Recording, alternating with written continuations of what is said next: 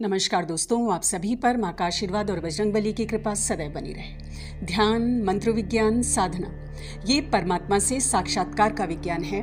परमानंद की असीम शांति की वो स्थिति है जिसे एक साधक ही समझ सकता है। ध्यान से बढ़कर कोई चमत्कार नहीं। ध्यान की गहन अवस्था में आत्मज्ञान होता है, परमात्मा की अनुभूति होती है, परमात्मा से साक्षात्कार होता है।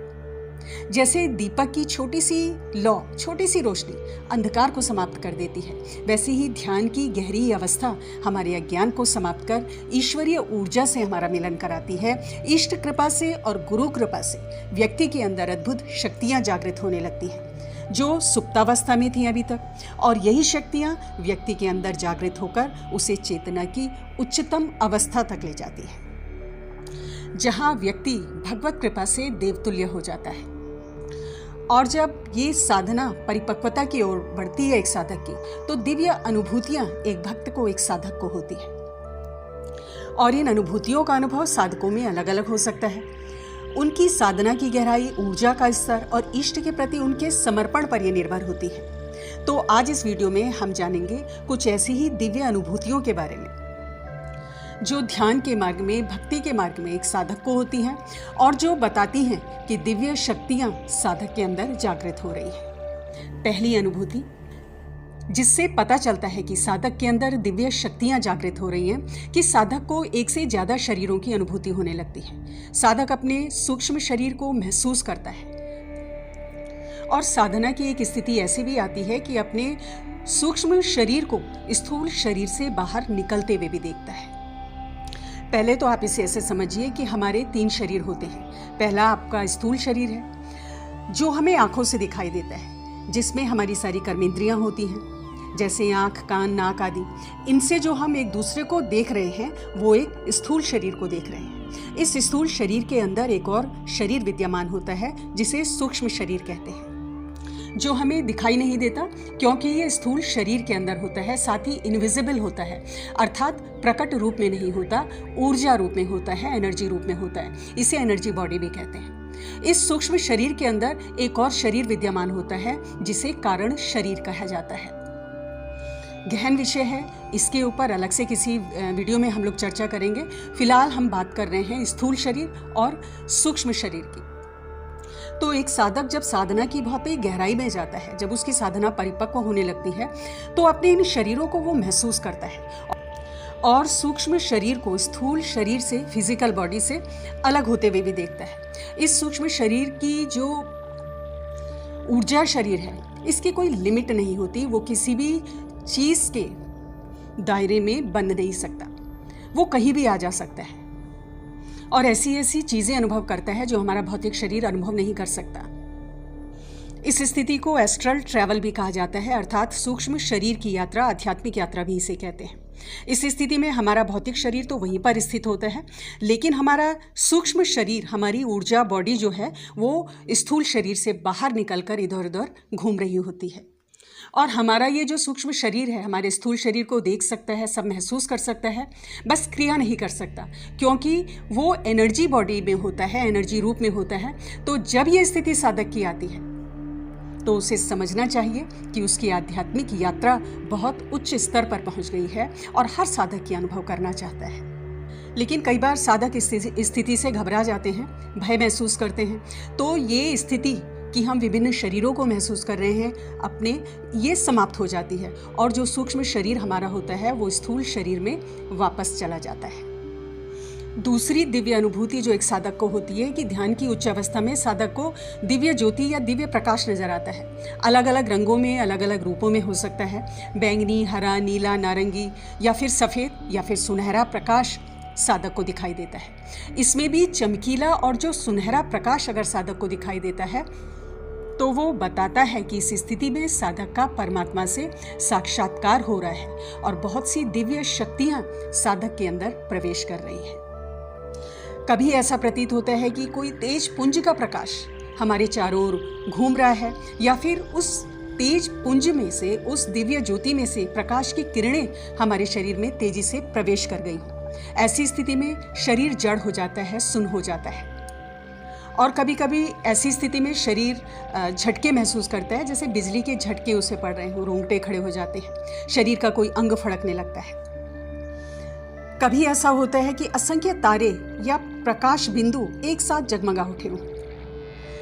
दोस्तों, ये क्षण दिव्य अनुभूति के क्षण होते हैं, परमानंद के क्षण होते हैं। कभी आज्ञा चक्र में या सहस्रार चक्र में सूर्य की तेज रोशनी घूमती हुई प्रतीत होती है, और कई बार इतनी तीव्र होती है कि साधक उसकी तीव्रता को, उसकी ऊर्जा को सहन नहीं कर पाता है और साधक की तंद्रा टूट जाती है। तीसरी दिव्य अनुभूति जो साधकों को होती है, भक्तों को होती है, कि जब साधक गहरे ध्यान में होता है तो एक तेज दिव्य प्रकाश उसके अंदर से साक्षात प्रकट होता है और उस दिव्य पुंज में उसे अपने इष्ट के साक्षात दर्शन होते हैं। कई सालों की साधना के बाद ये स्थिति एक साधक महसूस करता है, क्योंकि ये उसके इष्ट के सगुण स्वरूप के दर्शन होते हैं, साक्षात दर्शन होते हैं, और वो भी निद्रा अवस्था में नहीं, जागृत अवस्था में, यानी साधना की अवस्था में, गहरे ध्यान की अवस्था में। इसमें यह होता है कि जब साधक गहरे ध्यान में चले जाते हैं तो वो एक निंद्रा की स्थिति में चले जाते हैं। इसे निंद्रा कहना भी उचित नहीं होगा, तंद्रा कह सकते हैं, योग निंद्रा या आध्यात्मिक निंद्रा इसे कह सकते हैं, अर्थात सोने और जागने की बीच की स्थिति। इसमें साधक का जो मस्तिष्क होता है वो सोने की अवस्था के समान ही आराम की स्थिति में पहुंच जाता है, जबकि वो सोया हुआ नहीं होता।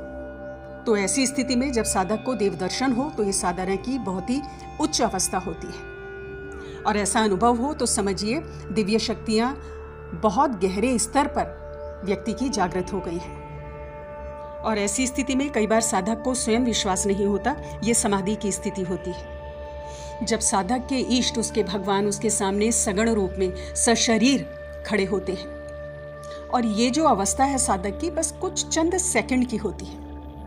यहाँ पर एक स्थिति मैं आपको स्पष्ट कर दूं कि कई साधकों को, कई भक्तों को स्वप्न में भी इष्ट के दर्शन होते हैं, लेकिन दोनों की अवस्थाओं में बहुत भिन्नता है।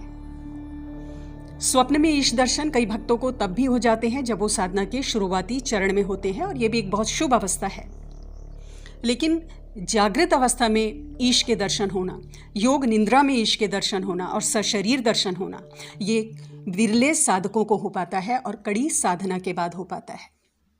और ये तब हो पाता है जब हमारे जीवन का एक एक पल, हमारा संपूर्ण ध्यान हर समय अपने ईश्वर के चरणों में होता है। चौथी दिव्य अनुभूति, इस बारे में बात करते हैं कि शरीर बहुत हल्का महसूस होता है। जैसे जैसे हम साधना की परिपक्वता को प्राप्त करते हैं, बिल्कुल रुई की तरह हल्का हो जाता है।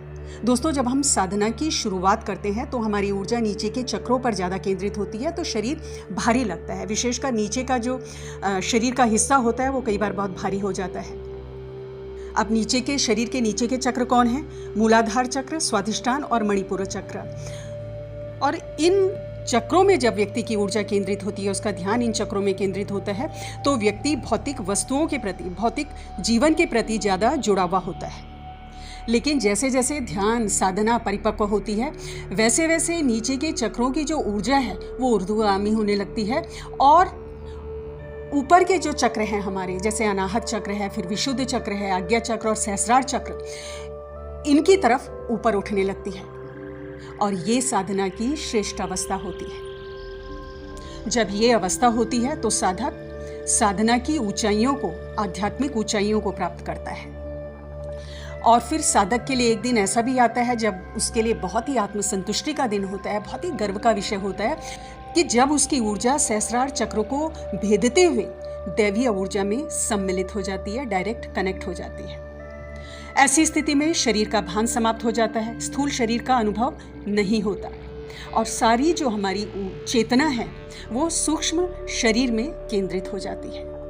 तब ऐसा लगता है कई बार कि शरीर हवा में है, या कई बार लगता है कि हम जमीन से थोड़ा ऊपर उठ गए हैं, बहुत ही हल्का हम लोग महसूस करते हैं। तो ये भी एक बहुत दिव्य अनुभूति है, और ये बताती है कि साधक के अंदर दिव्य शक्तियां जागृत हो गई हैं। पांचवा जो दिव्य अनुभव है साधकों का, कि अपने प्रश्नों के उत्तर, अपनी समस्याओं का हल अपनी अंतरात्मा से प्राप्त होने लगता है।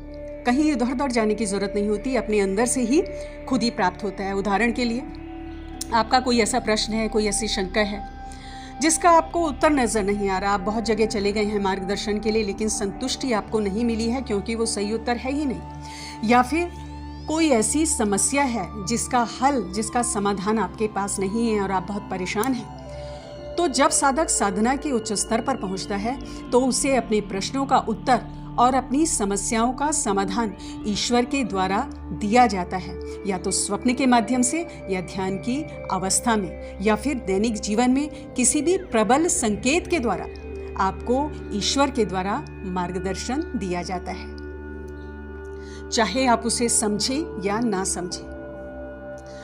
तो दोस्तों, इसीलिए जब आप अपनी रोज की साधना में होते हैं, पूजा में होते हैं, तो ईश्वर से आध्यात्मिक मार्गदर्शन के लिए प्रार्थना अवश्य करें। यदि प्रार्थना नहीं करेंगे तो फिर देवी देवता जो आपके भगवान हैं, जिनकी आप पूजा कर रहे हो, वो आपके संकेतों को नहीं पा पाएंगे, अर्थात आपके संकेत उन तक नहीं पहुंच पाएंगे, क्योंकि आप ब्रह्मांड में ऐसी ऊर्जा क्रिएट ही नहीं कर रहे हो। तो जिस दिन आप ऐसी ऊर्जा उत्पन्न करते हो, स्वयं भगवान से प्रार्थना करते हो, अपने ईश्वर से प्रार्थना करते हो कि हे प्रभु, मुझे समस्या का समाधान बताएं, या मेरी जो भी मेरी ये जिज्ञासा है इसे शांत करें, तो निश्चित रूप से कुछ ही दिनों के अंदर आपको किसी न किसी रूप में अपनी समस्या का समाधान, अपनी जिज्ञासा की शांति किसी न किसी प्रबल संकेत के द्वारा आपको अवश्य होगी। तो दोस्तों, ये थे कुछ अनुभव जो साधक अपनी आध्यात्मिक यात्रा में महसूस करते हैं, और मुझे पूरा विश्वास है कि आप में से बहुत से साधकों ने इनमें से कम एक या एक से ज़्यादा अनुभव अपनी साधना में अवश्य किए होंगे। अपनी आध्यात्मिक यात्रा इसी प्रकार आप करते रहिए, बढ़ते रहिए इस पथ पर, तो ये सारे अनुभव आपको अवश्य अपने जीवन में मिलेंगे, आपको ये अनुभव होंगे। तो आज की वीडियो में इतना ही। अगली वीडियो में बहुत जल्द मिलती हूँ। तब तक के लिए आप अपना ध्यान रखें, स्वस्थ रहें, खुश रहें, मस्त रहें। जय माता दी, जय बजरंगबली।